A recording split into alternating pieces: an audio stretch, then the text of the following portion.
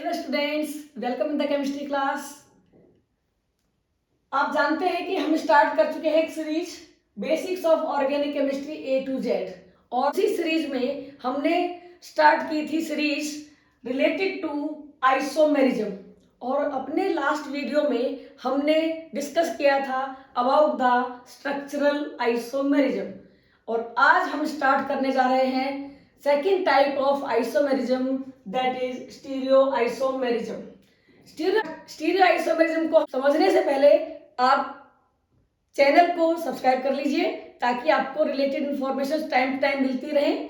और उससे चलने से पहले हमें समझना पड़ेगा no shortcuts, no tricks, only basics. Stereo isomerism. तो स्टीरियो आइसोमेरिज्म से पहले हमें समझना पड़ेगा क्या है stereo isomerism. Stereo isomerism means isomers which have same molecular formula but different arrangement of atoms or group of atoms around the carbon in 3 dimension। तो stereo isomerism means space.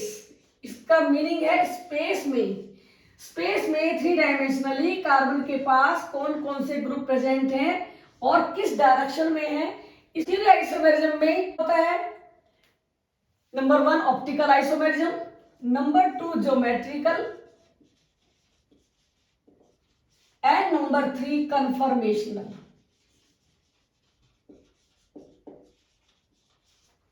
तो सबसे पहले हम स्टार्ट करेंगे ऑप्टिकल आइसोमेरिज्म। तो इसको discuss करने से पहले सबसे पहले हमें समझना पड़ेगा कुछ टर्म्स को जो कि ऑप्टिकल आइसोमेरिज्म से रिलेटेड है।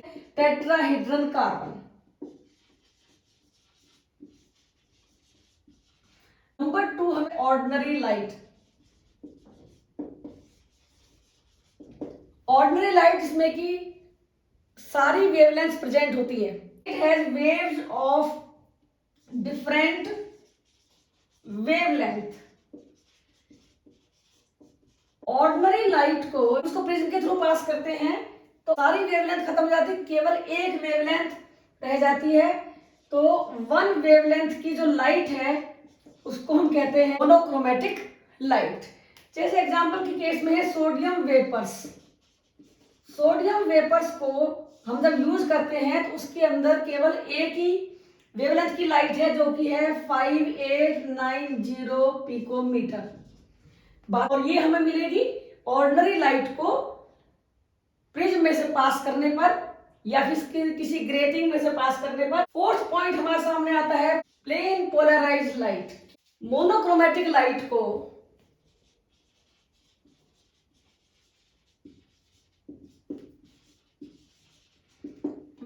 जब इसको पास करते हैं थ्रू एक नाइकोल प्रिज्म। नाइकोल प्रिज्म एक स्पेशल टाइप का प्रिज्म है जो कि बना होता है कैल्शियम कार्बोनेट की एक पर्टिकुलर क्रिस्टलाइन फॉर्म का। कैल्साइट कैल्शियम कार्बोनेट की एक क्रिस्टलाइन फॉर्म है।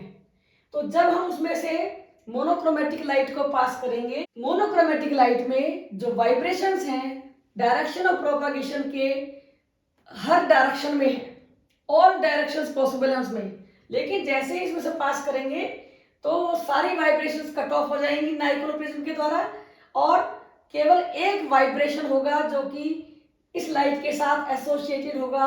इस लाइट को हम कहेंगे plane polarized light. Next step is optically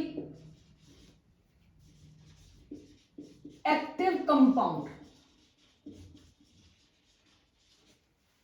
Organic compounds which rotate the path of plane polarized light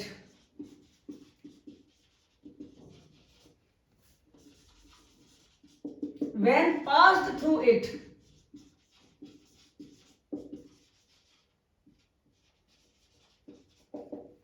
optically active compounds वो है जिनके सोल्यूशन में से प्लेन पोलराइज्ड लाइट को पास करने पर वो उसकी डायरेक्शन को रोटेट कर देते हैं, लाइट को रोटेट कर देते हैं। उन्हें कहते हैं optically active compounds. Optical activity के लिए जो हम इंस्ट्रूमेंट यूज करते हैं वो होता है पोलरीमीटर। किसी भी सोर्स से लाइट निकल रही है, इट इज द सोर्स। ये लाइट जब चलती है तो इसके अंदर है ordinary light, it is ordinary light. जब इस लाइट को हम प्रिज्म में से पास करेंगे और ये जो लाइट यहां से निकलेगी उसके अंदर होंगे केवल वन वेवलेंथ, जिसमें कि वाइब्रेशंस हर डायरेक्शन में हो सकते हैं और हम कहते हैं मोनोक्रोमेटिक लाइट।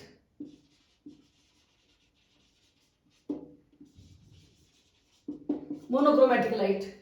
अब इसको पास करेंगे एक प्रिज्म में से जो कि पोलैरिमीटर के अंदर सेट होता है, नाइकोल प्रिज्म। इसमें एक स्पेशल कट होता है जिससे कि सारी वाइब्रेशंस कट जाती है, केवल एक वाइब्रेशन की लाइट बाहर निकलती है।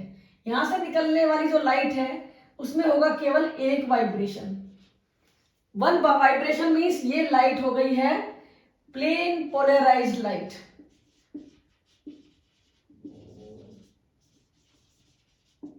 Plane polarized light.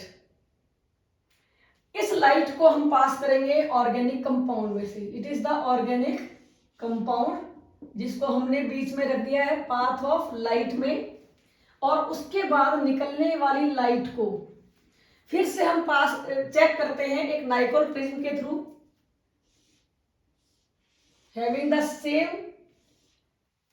Angle of cut. जिसमें से जब लाइट पास होगी और उसको हम ऑब्जर्व करते हैं आई पीस के थ्रू। ये सब अरेंजमेंट पोलरीमीटर के अंदर है। ये लाइट हमें यहां दिखाई देनी चाहिए, लेकिन जब ये ऑर्गेनिक कंपाउंड इस लाइट के लिए एक्टिव है तो या तो ये इसकी डायरेक्शन राइट को घूम जाएगी या फिर हो जाएगी लेफ्ट को। हमारे मीटर के आई पीस को राइट घुमाना पड़ रहा है, इट मीन्स की तो लाइट की डायरेक्शन हो गई है राइट साइड को घूम गई है। और अगर हमें लेफ्ट में घुमाना पड़ता है आई पीस को लाइट की को देखने के लिए, तो इसका मतलब कि वो लाइट लेफ्ट में घूम गई है। तो ये देख सकते हैं और ये इंस्ट्रूमेंट कहलाता है पोलरीमीटर। ये सब कुछ सिस्टम उसके अंदर है। इस प्रिज्म को कहते हैं polarizer and this prism is analyzer. Analyzer means light को एनालाइज करने वाला। तो इस तरीके से फिर से एक बार समझ लीजिए, ऑर्डिनरी लाइट जो कि सारी वेवलेंथ की होती है, प्रिज्म में से पास करेंगे तो केवल एक वेवलेंथ बचेगी। उस वेवलेंथ की लाइट में सारे वाइब्रेशंस होंगे, हर डायरेक्शन में होंगे। जब उसको नाइकोल प्रिज्म में से पास करेंगे तो वो केवल एक डायरेक्शन की वाइब्रेशन बचेगी और उसे हम कहेंगे प्लेन पोलराइज्ड लाइट। इसको नोट करने के लिए हम कर सकते हैं आसानी से।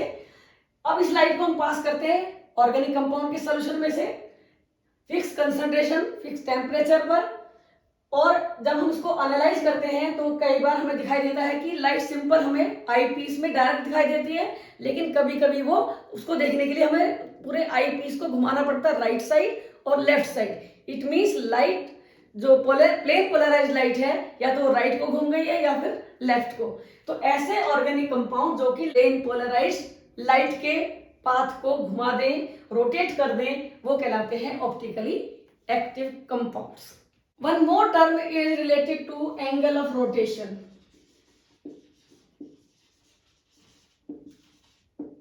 एंगल ऑफ रोटेशन मीन्स जो लाइट हमारी आ रही थी plane polarized light after Nicol prism जो कि हमारा था एनालाइजर, एनालाइजर से आने वाली जो लाइट है उसको हमने देखा कि वो या तो राइट में घूम गई है या फिर लेफ्ट में। ये है राइट साइड तो ये है लेफ्ट साइड। इनको देखने के लिए हमें आई पीस को या तो इधर को घुमाना पड़ेगा और या फिर आई पीस को इधर घुमाना पड़ेगा। अब ये कितने एंगल से घूम गई, this angle is known as angle of rotation. So angle of rotation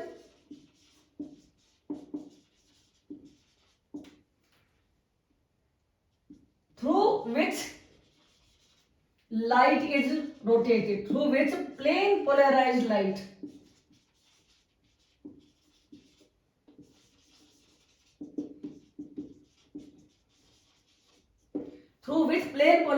is rotated। अब यहाँ पर हमें एक स्पेसिफिक एंगल होता है हर एक ऑर्गेनिक कंपाउंड का, वो क्या होगा? तो ये जो एंगल ऑफ रोटेशन है डिपेंड्स अपॉन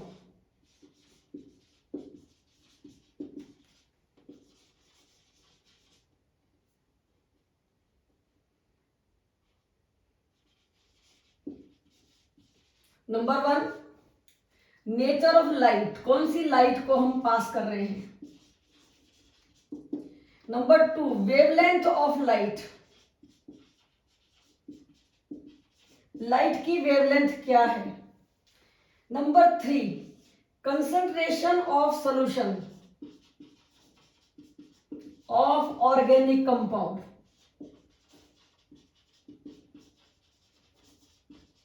जिस कंपाउंड्स में से हमने लाइट को पास किया है, प्लेन पोलराइज्ड लाइट को, उसके कंसंट्रेशन क्या है ग्राम पर ml।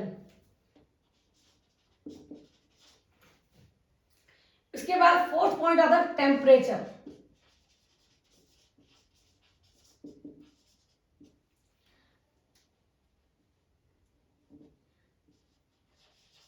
टेम्परेचर, किस टेम्परेचर पे ये रिएक्शन हो रही है, तो ये सारे पॉइंट्स हमें ध्यान रखने पड़ेंगे। अगर ये स्टैंडर्ड है, स्टैंडर्ड का मतलब एक मोनोक्रोमेटिक लाइट ले ली सोडियम के लिए सपोज, तो वो लाइट यूज हो रही है 5890 की पिकोमीटर। उसी तरह वेवलेंथ ऑफ लाइट हमने इसमें नोट कर ही लिया है। नंबर 3 कंसंट्रेशन, कितनी कंसंट्रेशन है 1 ग्राम पर ml।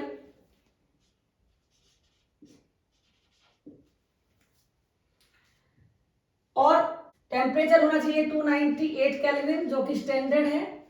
And one more point is, fifth number point, length of the solution. Length of solution means जो ऑर्गेनिक कंपाउंड हमें बीच में रखा है जिसमें से लाइट पास होगी जा रही है, इसकी लेंथ क्या है, कितने रास्ते को पास कर रही है, वो होगा सेंटीमीटर्स में। तो इस तरीके से ये सब चीजें अगर हम स्टैंडर्ड रखते हैं तो एंगल ऑफ रोटेशन कहलाता है स्पेसिफिक एंगल ऑफ रोटेशन। इसको हम कहेंगे अल्फा, किस टेम्परेचर पे है, किस कंसंट्रेशन पे है और उसमें लेंथ कितनी है, तो इसको हम, इस टर्म को हम कहेंगे स्पेसिफिक रोटेशन। तो हर एक ऑर्गेनिक कंपाउंड का जो एंगल ऑफ रोटेशन होगा वो फिक्स होगा और ये वैल्यू के बेस पर हम पहचान सकते हैं कौन सा है ऑर्गेनिक कंपाउंड। आते हैं ऑप्टिकली एक्टिव कंपाउंड्स पर। तो प्लेन पोलराइज्ड लाइट के पाथ को रोटेट कर दें, घुमा दें राइट साइड को या लेफ्ट साइड को, उन्हें हम कहते हैं ऑप्टिकली एक्टिव कंपाउंड्स। सो यहाँ 2 टाइप्स के हो सकते हैं ये, depending upon direction of rotation. एक होते हैं डेक्स्ट्रो, डेक्स्ट्रो वर्ड लिया गया डेक्स्टर से, जिसका मतलब है राइट, और इसको हम डी से रिप्रेजेंट कर सकते हैं या फिर प्लस से रिप्रेजेंट कर सकते हैं। तो जब ये लाइट राइट साइड को घूम जाएगी तो हम उसको कहेंगे डेक्स्ट्रो रोटेटरी है ऑर्गेनिक कंपाउंड। नंबर 1। नंबर 2 होता है laevo, laevo rotatory. Laevo means laevus, laevus means left. जो प्लेन पोलराइज्ड लाइट को लेफ्ट में घुमाएगा वो कहलाएगा एल, और हम कैपिटल एल से भी कर सकते हैं इसको, माइनस ये होगा इसका लीवो रोटेटरी। तो यहां पर हम डी वर्ड कैपिटल यूज करेंगे, डी एंड एल। तो ये है ऑप्टिकली एक्टिव कंपाउंड्स जो राइट में घुमाए या फिर लेफ्ट में। बट क्या है कंडीशन ऑप्टिकली एक्टिव कंपाउंड होने के लिए, कौन से कंपाउंड्स ऑप्टिकली एक्टिव होंगे?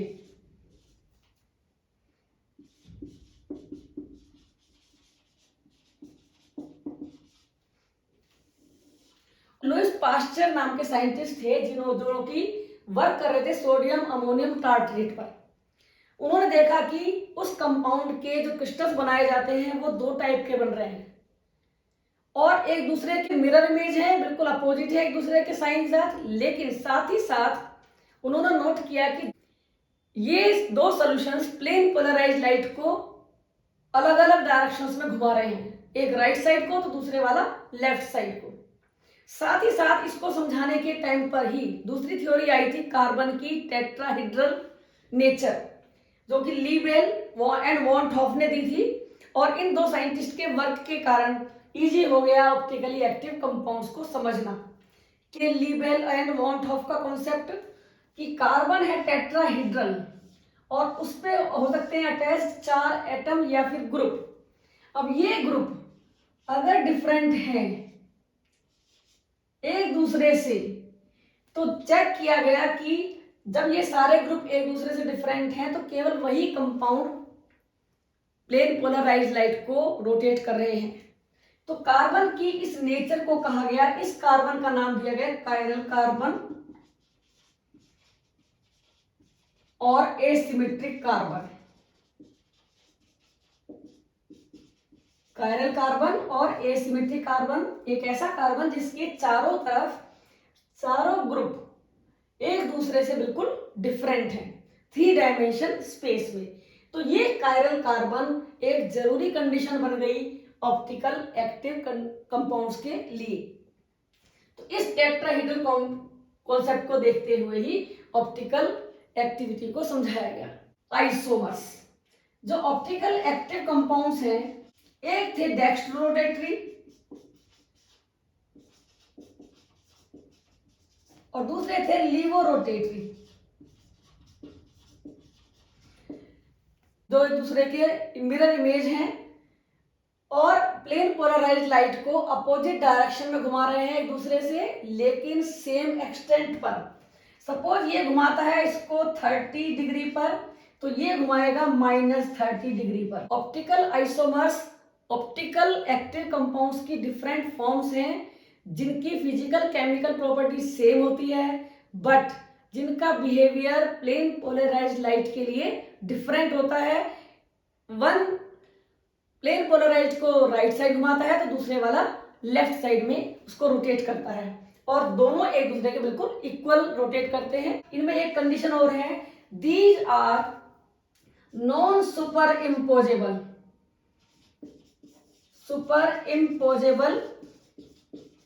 Mirror image. ये एक दूसरे की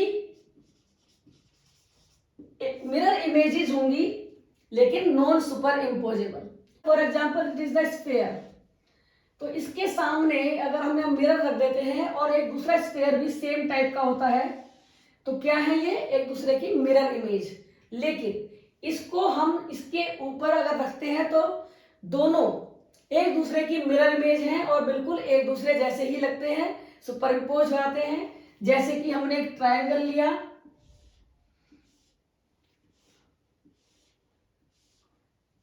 यहां हमने मिरर रखा है, तो ये इसकी एकदम बिल्कुल मिरर इमेज है, लेकिन साथ ही साथ इसको हम कैसे ही उल्टा किसी भी एंगल से घुमाएं तो ये इसके साथ बिल्कुल इसको सुपर इम्पोज कर लेगा, बिल्कुल ढक लेगा।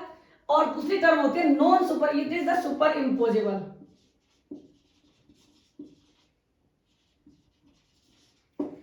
लेकिन दूसरी तरफ देखिए हमारे जो right hand and left hand को, तो हमें जैसे लगता है कि जैसे हमारा राइट हैंड लेफ्ट हैंड का मिरर इमेज है, लेकिन इसको हम अगर एज इट इज इसके ऊपर रखते हैं तो ये एक दूसरे को सुपर इम्पोज नहीं कर रहे हैं, और किसी भी एंगल पे घुमाने पर ये कहीं ना कहीं इनमें डिफरेंस रहेगा, तो ये कहलाएगा non super imposable.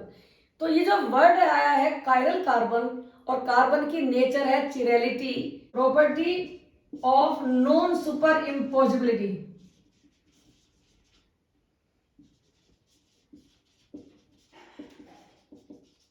Is called chirality. तो ये जो नेचर है नॉन ऑप्टिकल आइसोमेरिज्म की एक मेन कंडीशन। तो जिन कंपाउंड्स में कम से कम एक कायरल कार्बन है और वो कंपाउंड एसिमेट्रिक है, साथ ही साथ वो एसिमेट्रिक है, तो वहां पर होगा वो कंपाउंड बनाएगा ऑप्टिकल आइसोमर्स। और ऑप्टिकल आइसोमर्स क्या है, which are non superimposable mirror image of each other. These rotate the plane polarized light in opposite direction but to the same extent। जैसे कार्बन है, इसकी 4 वैलेंसीज को हमने show किया। ये अगर हमारी डायरेक्शन से अपोजिट है, मीन्स बिहाइंड द प्लेन, और एक बॉन्ड है जो कि हमारी तरफ डायरेक्टेड है, और ये दोनों एक प्लेन में है, जैसे कि ये बोर्ड का प्लेन है। तो जब हम इसको घुमाएंगे इस तरह से, और ये ग्रुप बिल्कुल एक दूसरे से डिफरेंट है, तो यहां पर इसकी मिरर इमेज तो बनेगी। अब ये क्या बनेगी, यहां पर ये वाला हमें बैक साइड में पहुंच जाएगा E, और B आ जाएगा इस डायरेक्शन में, और D वहीं पर एज इट इज। तो ये दोनों एक दूसरे की मिरर इमेज हैं, लेकिन क्योंकि कार्बन कैसा है, टेट्राहीड्रल, तो अगर हम किसी पर्टिकुलर एंगल पे 180 डिग्री एंगल पे, किसी भी एंगल पे इसको घुमाएं, तो कभी भी ये एक दूसरे को पूरी तरह से कवर नहीं करेंगे, सुपरइम्पोज नहीं करेंगे। तो कार्बन की यही नेचर रेस्पॉन्सिबल है ऑप्टिकल एक्टिविटी के लिए और ऑप्टिकल आइसोमेरिज्म के लिए। Conditions for element of symmetry. यहां पर एक वर्ड समझेंगे, एलिमेंट ऑफ सिमेट्री। कोई भी मॉलिक्यूल जिसके अंदर एक भी एलिमेंट ऑफ सिमेट्री नहीं है, वो कहलाएगा एसिमेट्रिक। एसिमेट्रिक मॉलिक्यूल, और एसिमेट्रिक मॉलिक्यूल को has no element of symmetry.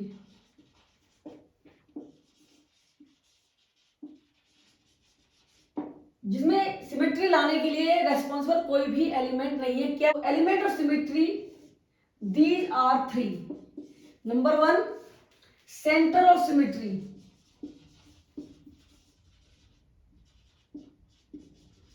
Number 2, axis of symmetry. Number 3, plane of symmetry.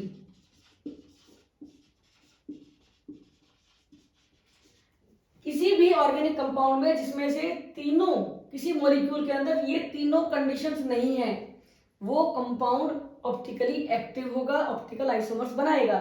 लेकिन इनमें से कोई एक भी कंडीशन अगर प्रेजेंट है तो वो कंपाउंड ऑप्टिकली इनएक्टिव होगा। तो क्या है ये centre of symmetry, axis of symmetry and plane of symmetry? इसको समझेंगे। सेंटर ऑफ सिमेट्री, ये एक ऐसा सेंटर है जिसमें, जैसे कि ये हम इसको मॉलिक्यूल समझ रहे हैं, इस मॉलिक्यूल का एक सेंटर ऐसा है जिसके कि एक डायरेक्शन में हम लाइन को खींचना शुरू करते हैं और कंप्लीट घुमा के लाते हैं। अगर वो सेम टाइप के एटम पर आके मिलती है तो उसका मतलब उसके अंदर सेंटर ऑफ सिमेट्री है। ये हो सकता है ऊपर से नीचे की तरफ, किसी भी डायरेक्शन में हो सकता है, लेकिन दो पॉइंट्स ऐसे सेम हैं जिसके कारण से उस पॉइंट से एक डायरेक्शन से खींचते हुए लाइन को जब हम दूसरी तरफ को लाते हैं तो सेम पॉइंट पर मिलती है, तो इसका मतलब है कि उसके अंदर सेंटर ऑफ सिमेट्री है। Number 2, axis of symmetry. Axis of symmetry में क्या है कि कार्बन टेट्राहीड्रल होता है, 4 डायरेक्शन है उसकी। अब एक पर्टिकुलर एक्सिस पर घुमाने पर, कोई एक ऐसी एक्सिस है जिसपे घुमाने पर एक आइसोमर दूसरे आइसोमर को सुपर इम्पोज कर जाए, इसका मतलब उस मॉलिक्यूल के अंदर है एक्सिस ऑफ सिमेट्री। तो कैसे भी एंगल पर घुमाने पर, किसी भी एक्सिस पर घुमाने पर दो मॉलिक्यूल जो कि आइसोमर्स हैं, ऑप्टिकल आइसोमर्स हैं, एक दूसरे को सुपरइम्पोज नहीं करने चाहिए। Number 3, plane of symmetry. Plane of symmetry का मतलब है कि जैसे ये स्ट्रक्चर है स्फेरिकल और इसको हमने 2 पार्ट में डिवाइड कर लिया, तो ये जो प्लेन है, इस प्लेन से हमने इसको काट दिया। अब ये फर्स्ट हाफ अगर सेकंड हाफ का सुपर इम्पोजिबल मिरर इमेज है, यानी कि किसी पर्टिकुलर प्लेन पर घुमाने पर वो एक दूसरे को सुपर इम्पोज कर जाए, तो उसके अंदर है plane of symmetry. Plane of symmetry के लिए हम एग्जांपल दे सकते हैं, तो इस मॉलिक्यूल में ये एक दूसरे का 2 हाफ बन सकते हैं इसके, जो कि एक दूसरे के मिरर इमेज हैं। ये कंपाउंड इस पॉइंट ऑफ व्यू से कहलाएगा इसके अंदर प्लेन ऑफ सिमेट्री है। अब आते हैं आइसोमर्स ऑप्टिकल। कौन से isomers? Optical isomers two type के होते हैं। नंबर 1 जिनको कहते हैं इनैंशियोमर्स। इनैंशियोमर्स क्या है? Which are non super imposable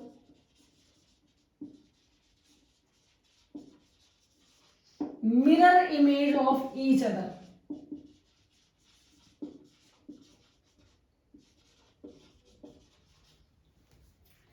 जैसे कार्बन में है, ये सभी ग्रुप डिफरेंट हैं।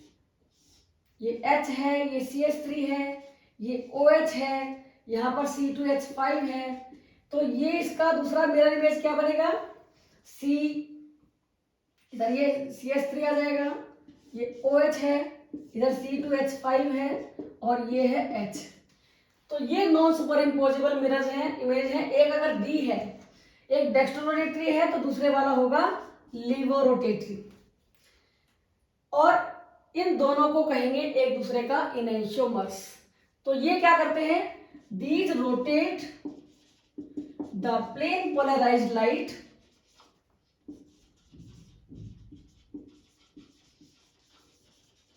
Equally in opposite direction.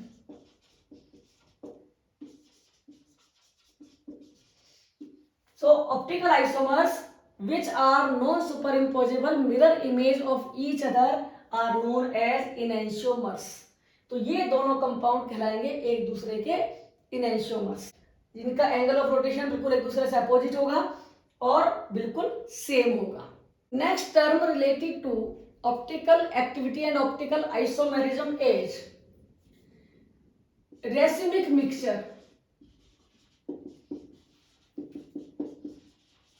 Racemic mixture और क्या है racemic mixture? Equal amount of dextro and levorotatory isomers is called racemic mixture.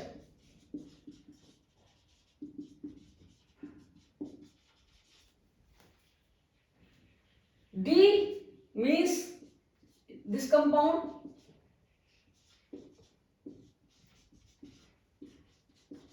it is suppose D, and that one is HOH CH3 C2H5। तो ये है D और ये है L। अब हम इन दोनों कंपाउंड्स के इक्वल अमाउंट मिक्स कर दें तो ये राइट में घुमाएगा प्लेन पोलराइज्ड लाइट को, तो ये लाइट को लेफ्ट में घुमाएगा, लेकिन इक्वल। तो ऐसी कंडीशन में इनको दोनों को मिलाने पर जो मिक्सचर मिलेगा वो कहलाएगा racemic mixture and it is optically inactive.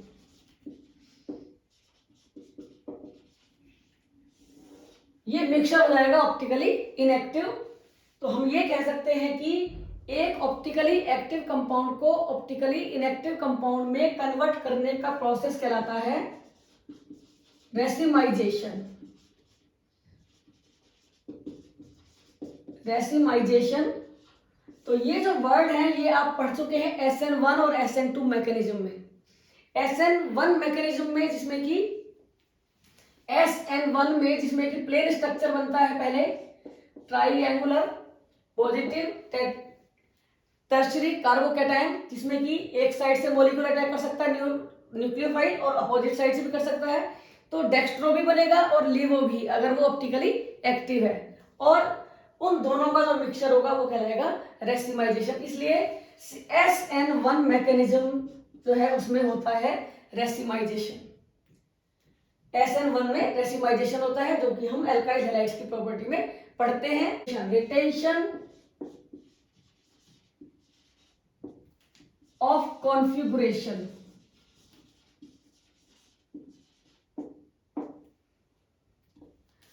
And inversion of configuration,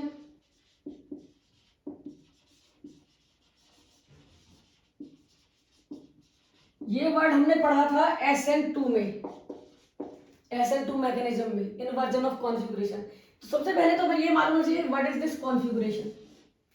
configuration मतलब है कार्बन के चारों तरफ स्पेस में 3 डायमेंशनली एटम्स और ग्रुप ऑफ एटम्स का जो अरेंजमेंट है वो कहलाता है कॉन्फ़िगरेशन।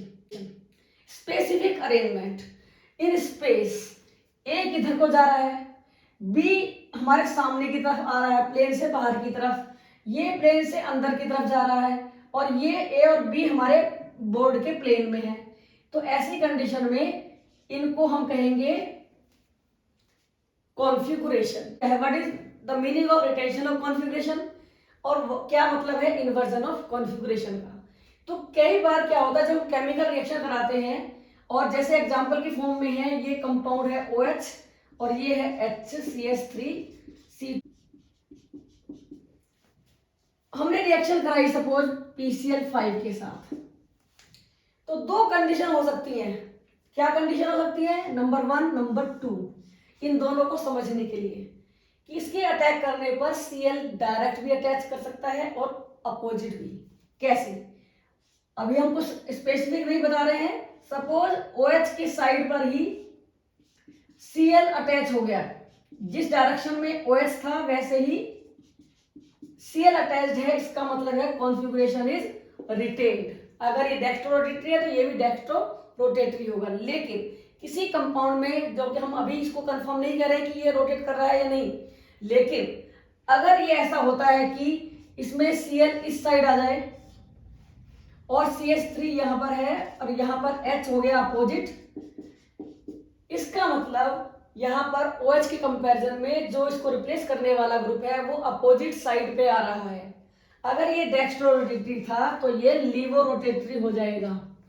तो इसे हम कहेंगे इन्वर्जन ऑफ कॉन्फ़िगरेशन।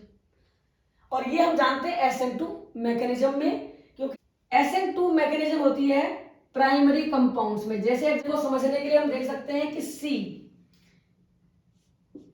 H और Cl और इसके साथ है ये सपोज H, तो न्यूक्लियोफाइल अपोजिट डायरेक्शन से अटैक करता है हमेशा।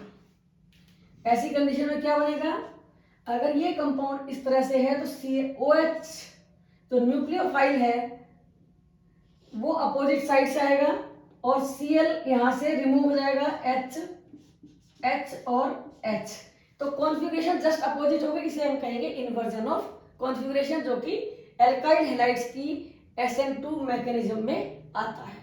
और ये कंपाउंड्स ऑप्टिकली एक्टिव होंगे अगर ये सारे ग्रुप एक दूसरे से डिफरेंट हैं, तो हम कहेंगे कॉन्फ़िगरेशन एक दूसरे से बिल्कुल अपोजिट हो गई है। स्टीरियो आइसोमेरिज्म, इसमें हमने पढ़ा था, एक पढ़ा है enantiomers,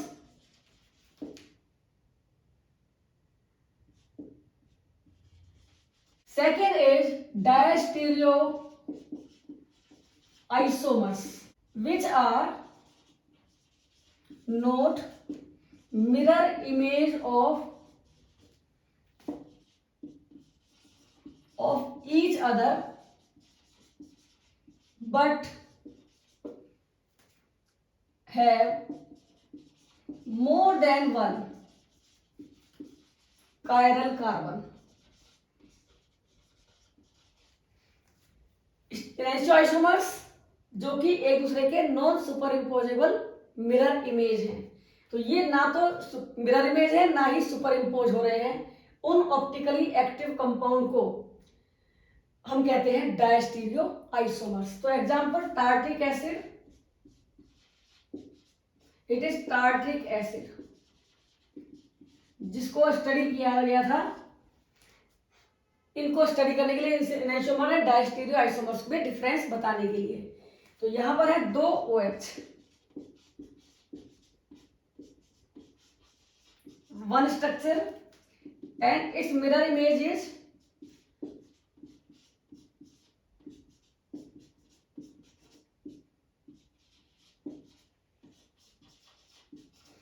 second structure. Third structure जो कि इसी फॉर्मूले पे हम दे सकते हैं वो है HOH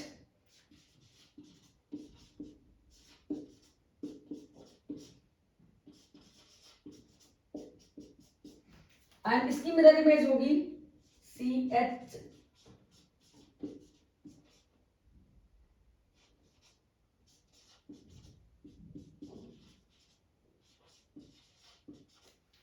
तो ये जो दो स्ट्रक्चर्स हैं, ये एक दूसरे की मिरर इमेज है, ये एक दूसरे की मिरर इमेज है।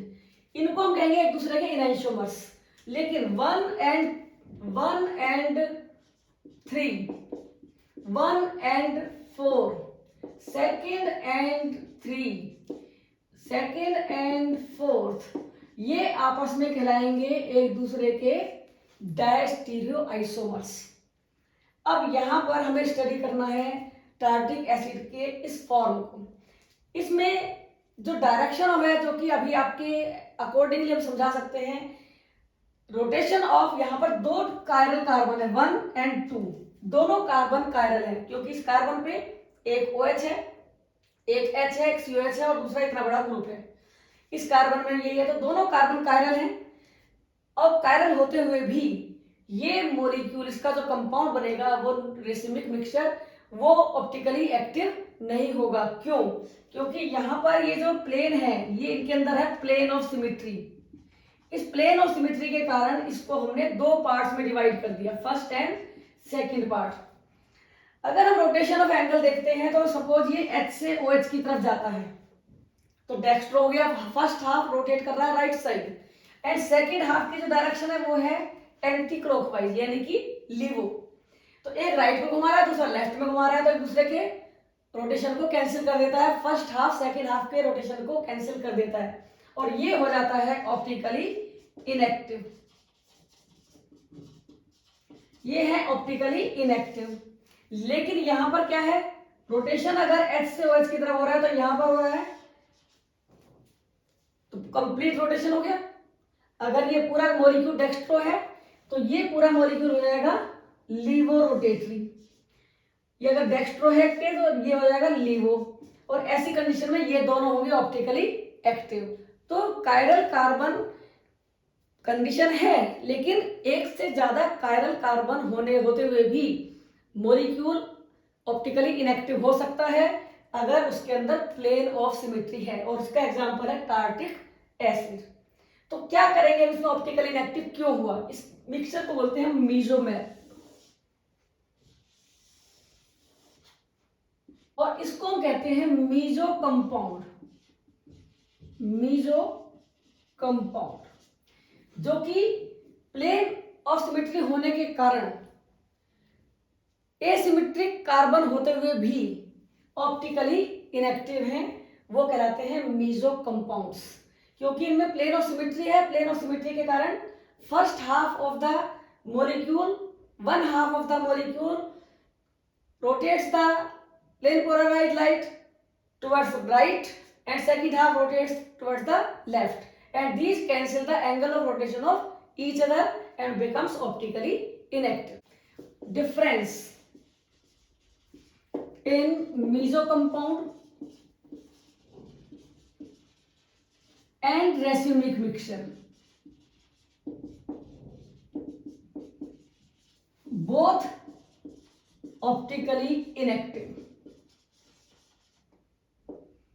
दोनों ही इनएक्टिव हैं ऑप्टिकली, लेकिन उनका रीजन डिफरेंट है। यहां पर रेसिमिक मिक्सचर के केस में dextro and laevo rotatory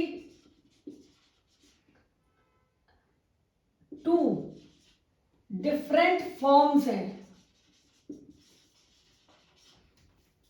and angle of rotation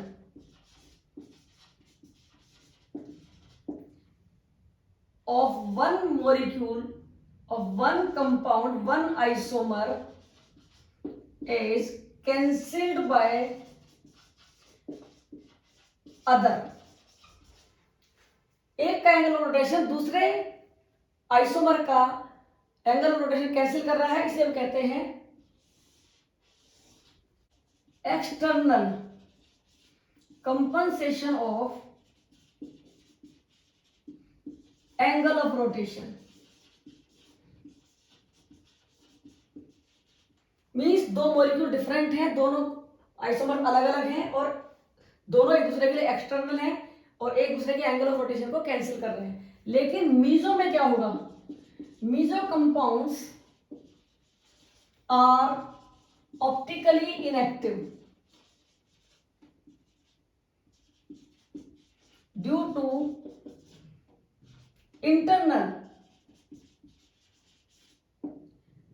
compensation of angle of rotation।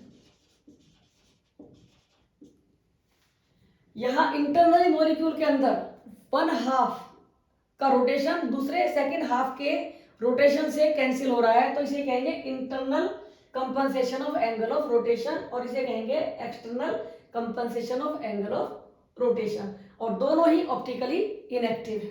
इसी कंपाउंड के अंदर अगर कायरल कार्बन्स कितने हैं, number of chiral carbons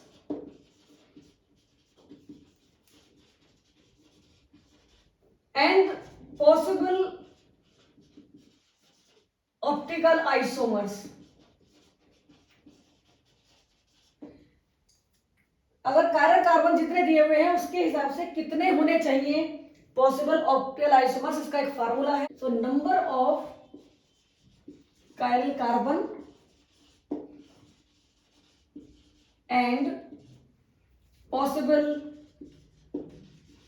optical isomers. तो ऐसे में कितने पॉसिबल आइसोमर्स बन सकते हैं उसके, वो ऑप्टिकल भी हो सकते हैं और नॉन ऑप्टिकल भी हो सकते हैं। तो उसका फार्मूला है 2n²। n means number of chiral carbon. जैसे अगर कार्बन है, टोटल नंबर है n=2, 2 कायरल कार्बन प्रेजेंट है, तो टोटल कितने आइसोमर्स बनेंगे, आइसोमर्स बनेंगे टोटल 4। तो हम नंबर ऑफ आइसोमर्स जो कि ऑप्टिकली हो सकते भी हैं और नहीं भी, लेकिन टोटल आइसोमर्स बनेंगे 2n² के इक्वल टू ग्लूकोज। ग्लूकोज जिसमें कि फार्मूला है C6H12O6 और इसका स्ट्रक्चर बताया गया है CHO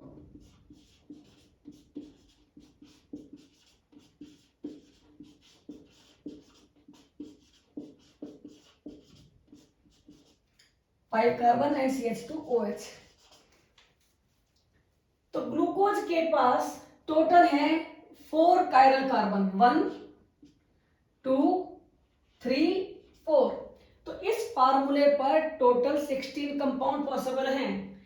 ग्लूकोज के पॉसिबल आइसोमर्स हैं, हो जाएंगे 16।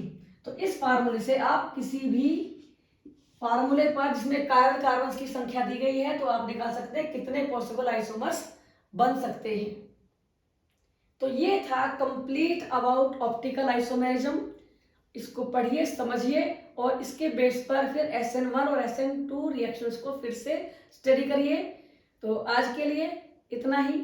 Thank you.